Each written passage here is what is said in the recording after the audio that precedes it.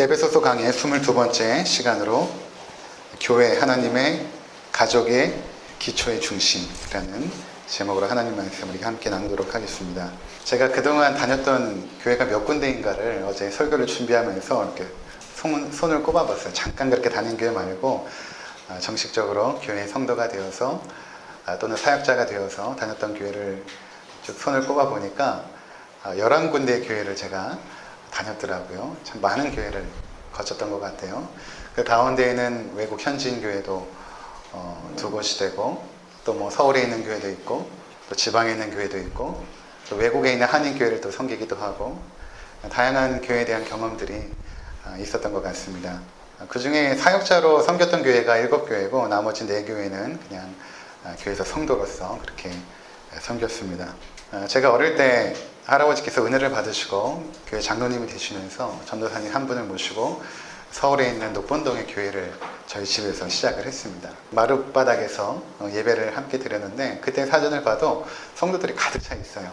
개척한 지 얼마 안 됐는데 많은 성도님들이 1970년대 중반이죠. 교회가 막 부흥하면서 교회가 이렇게 막 성장하기 시작한 곳입니다. 자리가 다 차니까 교회 2층을 교회로 개조하여서 거기에 또 의자를 놓고 또 함께 하나님을 예배하게 되었고, 또 몇 년 안 되어서 그 교회도 부흥하게 되어서 교회 터를 구입을 하고 또 교회 성전을 아름답게 건축을 한 것이죠. 그 과정 가운데 저희 할아버지께서는 돌아가시고 새로운 장로님과 또 목사님이 또 성전을 아름답게 건축하고 그렇게 예배를 드리게 되었습니다. 근데 얼마 못 되어서 교회가 이제 분쟁이 쌓이게 되었습니다. 새로 오신 장로님께서 계속해서 오신 목회자들을 계속 이제 내보내시는 거예요. 성도님들이 그동안은 참고 계셨다가 교회가 건축이 되고 나서는 이제는 의견이 둘로 나눈 것입니다. 참 좋은 목사님이 오셨는데 그 목사님을 이제 내어 쫓을 때에 그 의견이 뭐였냐면 목사님이 사랑이 없다라는 거였습니다.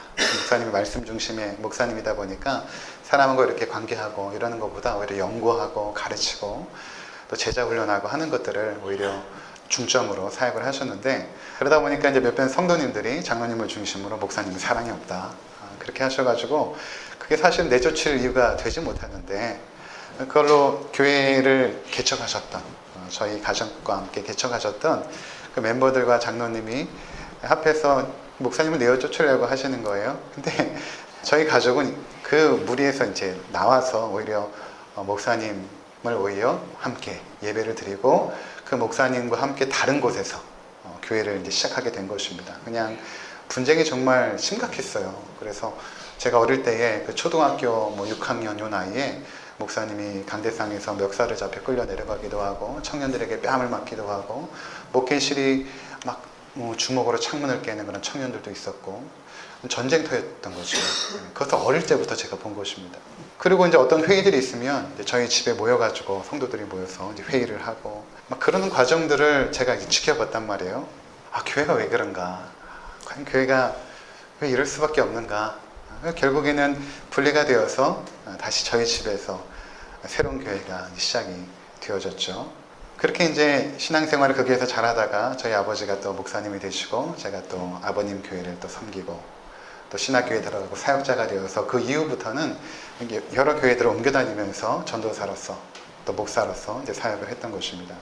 그 중에 또 한 교회는 분당에 있었던 대형 교회였는데 참으로 부흥하고 성장했던 한국 교회 내에서 참 건강한 교회로 소문났던 그런 교회였는데, 그 교회도 이제 분쟁에 휩싸이게 된 것입니다. 아주 별거 아닌 문제로 분쟁에 휩싸이게 되었고, 그것들이 점점 심각해지자 저는 이제 중간에 나오게 되었지만 나중에 영상으로 이렇게 보게 되었거든요. 영상으로 봤는데 성도님들이 교회 앞에서 모여가지고 삭발식을 하고 빨간 띠를 들고 예배 시간마다 나와서 목사 아웃, 목사 아웃 하면서 외치면서 정말 살벌한 전쟁터와 같은 상황을 두 눈으로 목격하면서 과연 왜 교회가 이래야 되는가, 그런 가슴 아픈 경험들이 있습니다. 한국 교회뿐만이 아닙니다. 외국에 나가서도 마찬가지죠. 거기는 교민사회에서도 교회들이 분쟁과 또 나눔을 겪는 경우도 많이 있고, 그곳에 있는 교민교회뿐만 아니라 현지인 교인들도 마찬가지로 여러 가지 분쟁과 어려움 가운데 처한 교회들이 상당히 많이 있습니다. 이런 어떤 교회들의 아픈 모습들, 쓰라린 어떤 상처의 모습들을 저도 경험하고 성도님들도 대부분 많이 경험을 했을 것입니다. 그러다 보면 어떤 생각이 드냐면 과연 교회를 나가긴 하지만 예배만 드려야겠다. 굳이 교회 공동체에 속해서 사람들과의 관계 속에서 아픔이나 상처를 받기보다는 그냥 주일날 예배 시간 5분 전에 가서 예배 드리고 끝나면 바로 와서 예배 드렸으니까 그냥 그것으로 그리스도인의 생활이 된 거 아닌가, 이렇게 생각하는 분도 계시고, 또 한편에서는 교회 나가지 말아야겠다. 교회 안 나가. 거꾸로 하면 가나안이잖아요. 안 나가, 가나안 성도들이 많이 지금 생기고 있는 추세입니다. 교회를 나가지 않는 것이죠. 신앙생활은 그저 TV에 인터넷에 설교를 통해서 또 혼자 개인적인 묵상을 통해서 하고, 내가 교회 나가진 않겠다. 교회가 저렇게 타락하고 저것은 하나님이 원하시는 교회 모습이 아니라고 생각하는 어떤 분들이 상당히 많이 계시죠. 근데 우리가 오늘 말씀을 살펴보게 될 내용은 무엇인가? 교회에 대한 내용입니다. 교회에 대한 내용. 우리가 교회에 대해서 성경이 말하고 있는, 하나님께서 우리 가운데 말씀하시고자 하는 그 교회에 대한 어떤 진리와 지식들을 우리가 잘 따라가면 사실 교회를 흔드는 여러 가지 일들이 있을 수 있거든요. 그런데 교회는 흔들리지 않습니다. 아무리 악한 사단의 권세가 흔들지라도, 또는 여러 가지 교회 내부에 어려움들이 생길지라도 흔들리긴 하지만 무너지지 않고 회복되어지고 치유되어져서 다시 하나님이 원하시는 건강한 교회로 나아갈 수가 있거든요. 그런 면에 있어서 오늘 주어진 본문의 말씀이 상당히 우리 가운데 중요하다라고 여겨지는 것입니다. 그래서 우리가 함께 이 본문의 말씀을 통해서 저나 여러분이나 제 얘기가 아니라 하나님 말씀이니까 그 말씀 앞에서 과연 교회가 어떠해야 되는지, 또 우리가 그 교회의 일원으로서 나는 어떠한 소망을 가지고 또 교회가 어떻게 성장해야 될 것을 기대해야 되는지를 한번 생각해 볼 수 있는 귀한 시간이 되었으면 좋겠습니다. 오늘 첫 번째로 보니까 교회는 하나님의 집, 하나님의 가족이라고 말하고 있습니다. 지난 시간에도 잠깐 언급을 드렸던 부분이죠. 19절입니다. 그러므로 이제부터 너희는 외인도 아니요 나그네도 아니요 오직 성도들과 동일한 시민이요 하나님의 권속이라. 하나님의 권속이라 라는 단어가 오이코스, 하나님의 집, 하나님의 가족이라는 의미가 되죠. 너희들은 하나님의 가족이 되었다. 이제 하나님 나라의 시민이 되었고, 그 하나님의 나라의 시민이 됐다는 것은 하나님 나라의 가족이 된 것이다. 이렇게 말씀하고 있는 것입니다. 19절 처음에 그러므로라고 나오고 있거든요. 이 그러므로는 어떤 의미냐면 14절부터 18절까지의 내용입니다. 너희가 예수 그리스도로 말미암아 하나님과 너희 사이의 죄로 말미암아 분리되었던 그 관계가 예수께서 십자가로 말미암아 너희 모든 죄를 도말하시고 하나님께로 나아갈 길을 열어주셨다. 예수님은 너희의 화평이 되어주신 분이시다. 그래서 하나님과 너희의 관계가 이제는 평화의 관계로, 화평의 관계로, 샬롬의 관계로 회복되어졌기 때문에 너희는 하나님 앞에 예배할 수 있는 자녀들이 되었다. 뿐만 아니라 너희들은 수평적인 성도들과 함께 하나님 나라의 가족으로서 이제는 존재하게 된 것이다. 이 말씀을 지금 하고 있는 것입니다. 자, 그래서 그동안 2장 처음부터 이렇게 쭉 나올 때는 하나님 이렇게 바울이 이야기했단 말이에요. 하나님 이렇게 하다가 18절에 보면, 18절 우리 함께 읽어보도록 하겠습니다. 에베소서 2장 18절 함께 읽습니다. 이는 그로 말미암아 우리들이 한 성령 안에서 아버지께 나아감을 얻게 하려 하심이라. 그동안은 하나님이라고 언급했던 단어를 아버지라고 바꾸죠. 아버지라고. 왜 그럴까요? 우리가 하나님과의 관계가 회복되어지고 성도들과의 관계가 회복되어져서 이제는 하나님 아버지께, 하나님을 아버지라고 부르는 자녀들로서 그분 앞에 나아가는 공동체가 되었다는 것입니다. 하나님을 아버지라고 부르는 형제 자매들과 함께 하나의 공동체, 교회를 이루어서 이제는 하나님 앞에 나아가는 너희가 되었다. 이렇게 지금 말하고 있는 것입니다. 자, 구원이라는 것은 관계의 회복입니다. 예수 믿고 천당 가는 것이 구원의 목적이 아니라고 말씀드렸죠. 이 땅에서부터 그 우리 아버지 하나님과 함께 동행하면서 그분의 은혜와 축복을 누리며 살아가는 것, 그분의 임재 가운데 살아가는 것, 그분과 동행하는 삶이 구원의 목적 아닙니까? 그렇게 하다가 천국에 가는 것이죠. 천국은 우리에게 보장된 축복인 것입니다. 더 중요한 것은 이 땅에서부터 하나님과 동행하는 임마누엘의 삶을 살아가는 것인데, 그 아버지와 함께 살아가는 것입니다. 하나님을 아버지라고 모시고 그 아버지의 말씀을 듣고 순종하면서 그 아버지의 뜻대로 살고, 아버지께서는 우리의 삶의 그 모든 기쁨들을 그분의 기쁨으로 여기면서 그렇게 살아가는 그런 아름다운 존재가 우리들이 된 것이죠. 그렇게 회복된 관계. 그래서 예수님께서 마태복음 12장에 보면 제자들에게 한참 이제 하나님 나라의 복음을 증거하고 계신데, 밖에 예수님의 어머니 마리아와 동생들이 이제 예수님을 만나러 온 것입니다. 계속 기다리고 있는 거예요. 말씀이 끝날 때를 이제 기다리고 있는데 제자들이 예수님께 말한 것입니다. 예수님, 잠깐만요. 지금 밖에 예수님 어머니와 예수님의 동생들이 지금 기다리고 있습니다. 예수님께 뭔가 말씀을 드리려고 온 것 같습니다. 라고 제자들이 말하니까 예수님께서 뭐라고 말씀하시냐면 제자들을 둘러보시고 이렇게 말씀하십니다. 마태복음 12장 49절에서 50절 보니까 손을 내밀어 제자들을 가리켜 이르시되, 손을 내밀어 모여있는 제자들을 이렇게 가리켜 이르시되 나의 어머니와 나의 동생들을 보라. 누구든지 하늘에 계신 내 아버지의 뜻대로 하는 자가 내 형제요 자매요 어머니니라 하시니라. 이렇게 말씀하십니다. 밖에 어머니와 육신적인 동생들이 와 있지만 주님께서는 지금 너희들이 이곳에 계시는 예수님보다 나이가 좀 많으신 자매님들이 계시지 않았겠습니까? 나의 어머니고 또 여기 있는 나의 말을 듣고 있는 제자들의 공동체, 주님을 따르는 제자들의 공동체가 나의 형제들이다. 이렇게 주님께서 말씀하신 것입니다. 예수님께서는 가족의 개념을 하나님의 아버지의 뜻대로 행하는 자, 하나님의 아버지라고 부르고 그 뜻대로 행하는 자들이 바로 가족임을 말씀하신 것입니다. 그러니까 여기에 모인 우리 교회 공동체, 하나님의 아버지라고 부르며 따르는 자들이 바로 가족이 되었다는 것입니다. 제가 2015년도에 교회를 개척하기 전에 3월에 개척했는데 그 전에 2014년 12월부터 3개월 동안 아내와 함께 뉴질랜드를 여행을 한 것입니다. 여러 가지 목적 중에 하나는 교회들을 좀 탐방하고 어떤 생각들을 좀 정리할 겸 또 그동안 교회 사역에 지쳐서 또 몸과 마음도 또 쉼을 얻으려고 3개월을 계획을 하고 떠난 것입니다. 그래서 어떤 생각을 했냐면 이제 숙박비하고 음식 먹는 것이 비싸니까 텐트를 가지고 텐트를 치면서 캠핑하면서 차는 중고차를 사게 되면 싸거든요. 보통 한 150에서 200만 원 정도 주면 쓸만한 차를 하나 삽니다. 옥션에서 경매로 사가지고 한참 타다가 뉴질랜드 출국할 때 팔면 되거든요. 그러니까 이제 그렇게 이제 돈을 아껴서 가려고 출국을 한 것입니다. 가서 공항 근처에 캠핑장에 텐트를 치고 나서 이제 여기서 한 일주일 정도 머물고 오클랜드 시내에 있는 교회를 좀 돌아보자 이렇게 생각을 했는데 첫날부터 그 기대가 무너지기 시작한 게 그 오클랜드 날씨가 12월 날씨가 그러지 않았는데 비가 내리고 바람이 부는 아주 그 고약한 날씨가 계속 진행이 된 것입니다. 저희가 텐트를 쳤는데 막 비가 들이치고 바람에 막 텐트가 날려가니까 잠자다가 중간에 그 캠핑장 근처에 있는 그 집으로 이제 옮기게 된 것입니다. 도무지 이 상태로는 우리가 생각한 여행이 되지 않을 것 같아요. 근데 감사하게도 그 와중에 전에 제가 한국에서 사역할 때 알고 있었던 그 자매가 있는데 그 외국 형제하고 결혼을 해서 살고 있는데 그 자매 가족도 이제 그 얹혀 살고 있었어요. 자기 집에 오라는 거예요. 가니까 모시고 있는 시부모님들이 계시잖아요. 그 집에 오라는 거예요.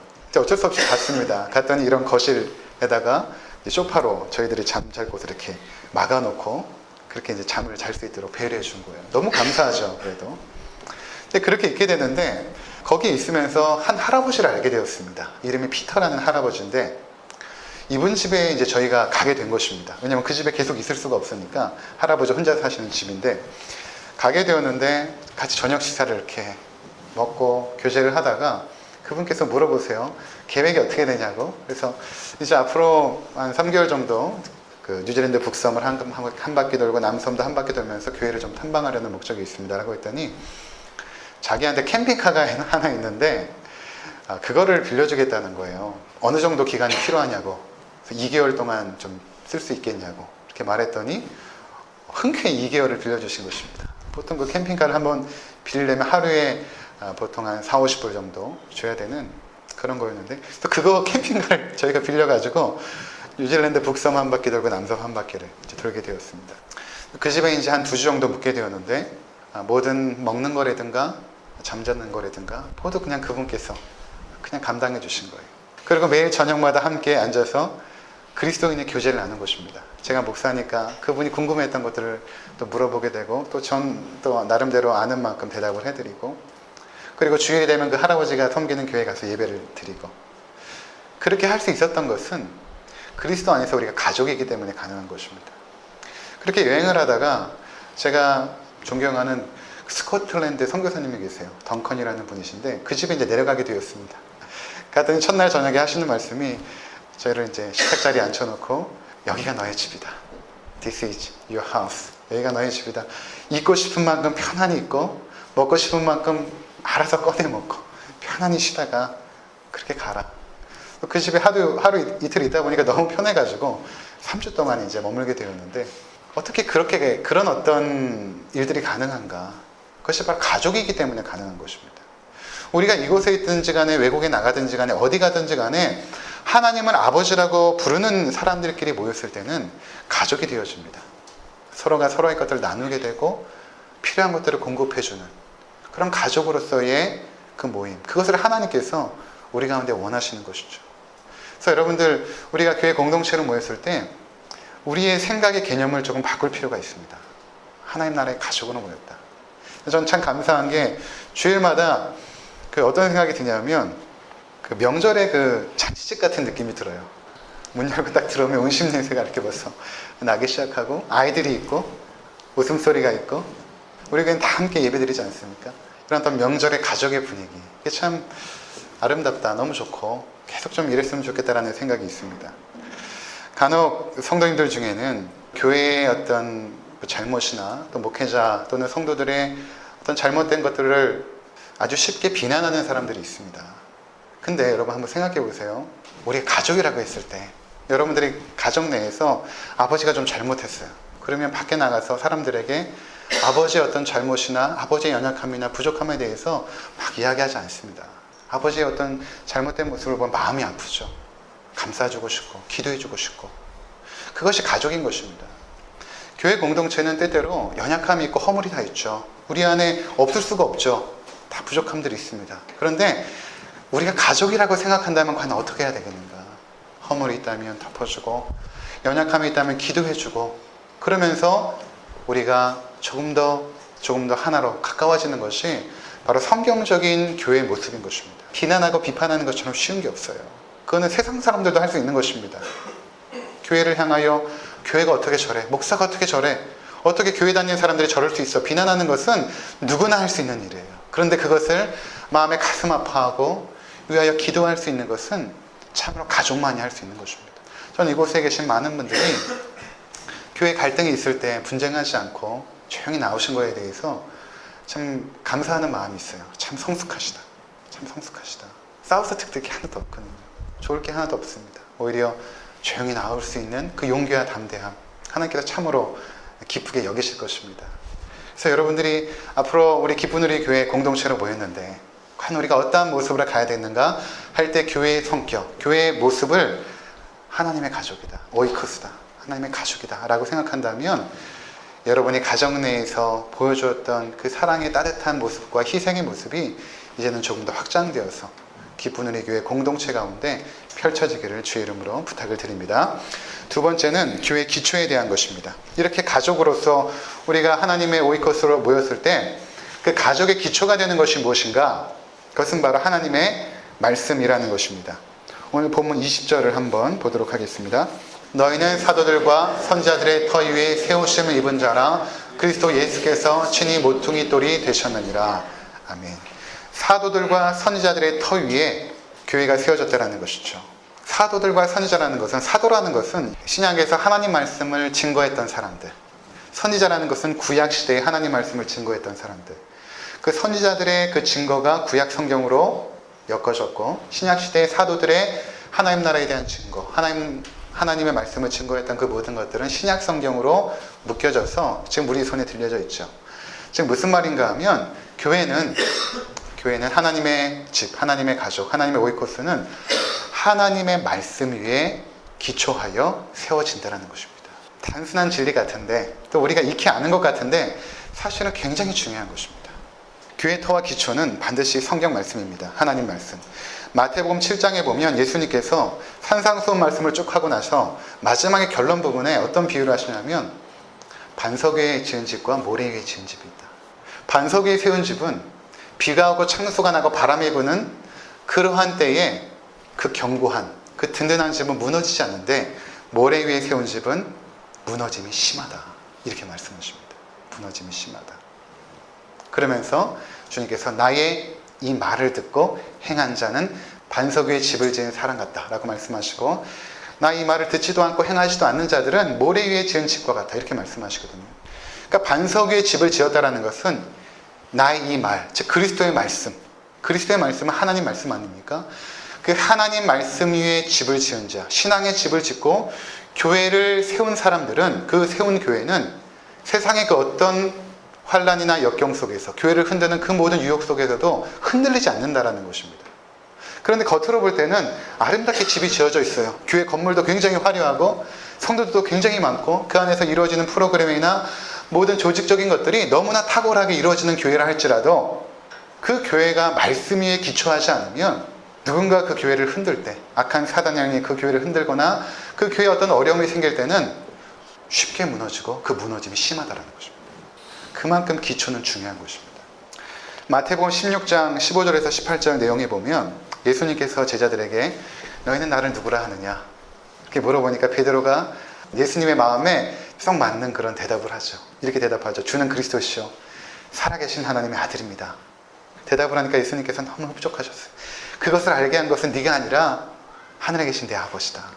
네가 그것을 알 수 없고 하나님께서 성령으로 말미암아 너에게 알게 해주셨다. 이렇게 말씀하시고 나서 내가 내 반석 위에 교회를 세우겠다.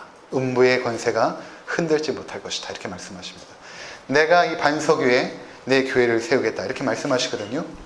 근데 이제 천주교는 이렇게 생각을 합니다. 내가 이 반석 위에 교회를 세우겠다 하니까 반석을 베드로로 해석을 하는 것이죠. 베드로라는 그 단어가 페트라, 즉 반석이라는 의미가 있거든요. 그러니까 천주교에서는 교회는 바로 그 기초가 베드로다. 베드로가 일대 교황이 되는 것이고, 그리고 계속해서 연결하여서 지금은 26대 프란치스코 교황에 이르기까지 교회의 기초는 교황이다 이렇게 생각을 합니다. 그래서 교황의 권위가 가장 상위에 있죠. 교황을 하나님, 거의 하나님처럼 여기죠. 그들은 교회의 기초가 교황이기 때문에 이 반석을 그들은 교황으로 해석을 하는 것입니다. 그런데 그렇지 않고 성경적으로 이것을 정확하게 풀어보면 이 반석이라는 것은 베드로가 했던 그 고백이죠. 주는 그리스도시요 살아계신 하나님의 아들입니다라는 그 고백, 그 신앙의 고백, 그 고백의 중심은 예수 그리스도 아닙니까? 그 신앙의 고백과 그 예수 그리스도를 기초로 하여서 교회가 세워질 때에 음부의 권세가 이기지 못하리라. 그 말씀을 주님께서 하신 것입니다. 만일 교회를 사람 위에 세우게 되면 그 교회는 반드시 무너집니다. 조금만 흔들어도 무너집니다. 이단들이 조금만 들어와서 흔들기 시작하면 금방 무너집니다. 그런데 하나님의 말씀, 그리스도의 말씀 위에 교회가 세워지면 교회를 흔들 수가 없습니다. 흔들리긴 하지만 무너지진 않거든요. 그래서 여기서 아주 중요한 말씀을 볼 수 있는데, 내가 이 반석 위에 내 교회를 세우리니 이렇게 주님께서 말씀하시거든요. 이 반석 위에, 즉 예수 그리스도 하나님의 말씀이라는 그 반석 위에 나의 교회를 세우겠다. 교회가 주님의 교회라는 것입니다. 내 교회. 모든 교회는 주님이 주인이 되어주시는 것입니다. 이것을 우리가 명확하게 알 필요가 있습니다. 교회는 주인이 주님이십니다. 사람이 아니에요. 교회를 세운 사람이 교회 주인이 아닙니다. 이 교회를 제가 시작했지만 제가 주인이 아닙니다. 또는 여러분들도 주인이 아닙니다. 모든 권력은 국민으로부터 나오는 그런 민주주의가 교회가 아닙니다. 모든 것들은 하나님의 말씀이 통치하고 운행하고 예수 그리스도가 교회의 주인이 되어주시는 것이죠. 그것이 내 교회, 주님의 교회인 것입니다.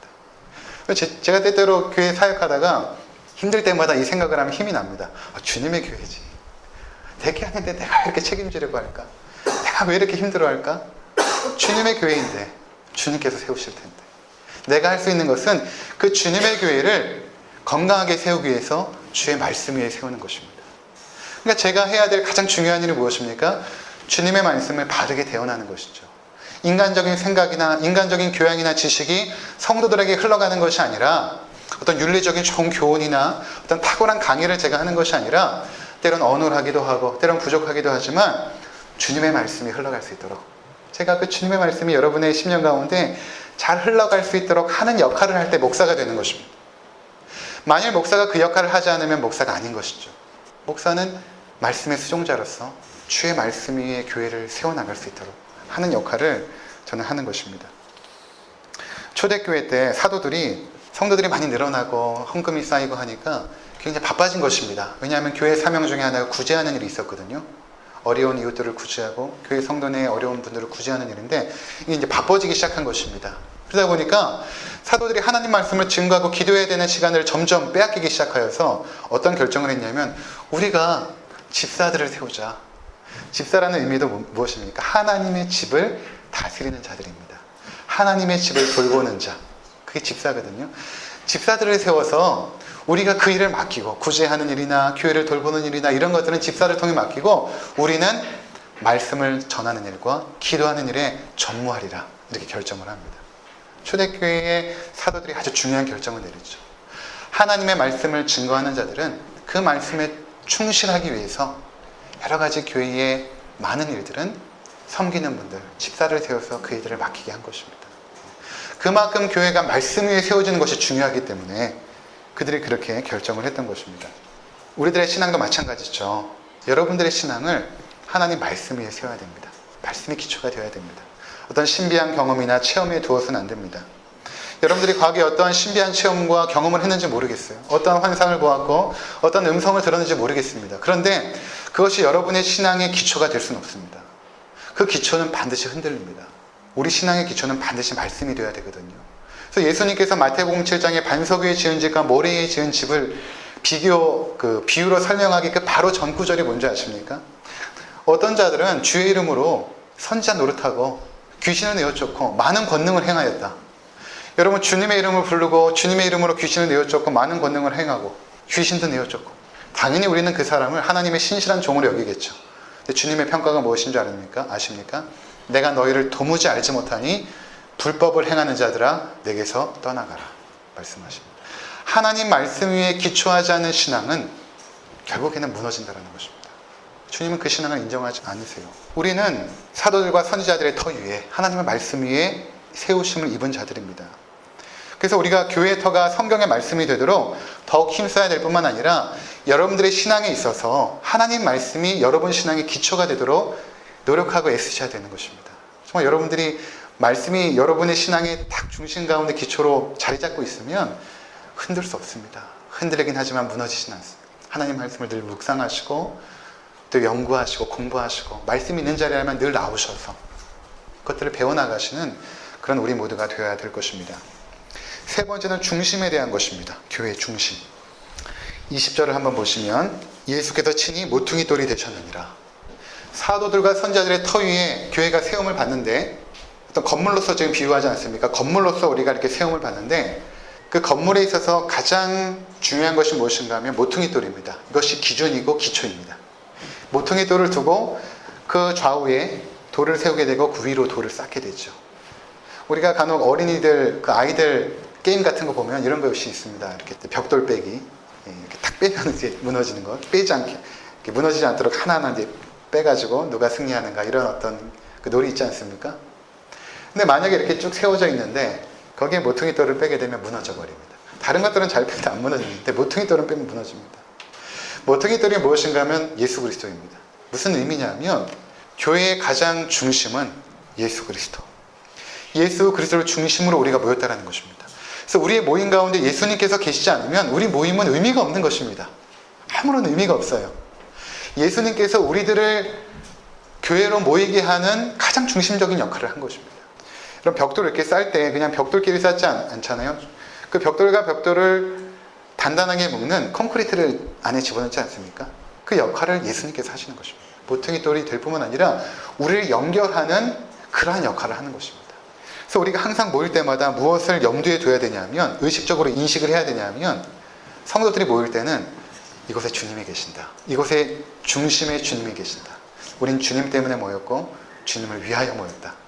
여러분들이 뭐 교회 청소를 하기 위해 모이셨던 주일 음식을 준비하기 위해 모이셨던 아니면 그 밖에 어떠한 일로 모였든지 간에 항상 우리가 기억해야 될 것은 우리 모임의 중심에는 주님이 계신다. 그래서 여러분들이 기도로 시작하는 것입니다. 기도할 때 주님 이곳에 계십니다. 고백하고 시작하는 것입니다. 주님이 모임 가운데 가장 중심에는 주님이 계십니다. 우리가 이 모임의 주인이 아닙니다. 주님께서 원하시는 뜻대로 이 모임을 진행하게 하옵소서 라고 기도하고 시작하는 것이 중요할 것입니다.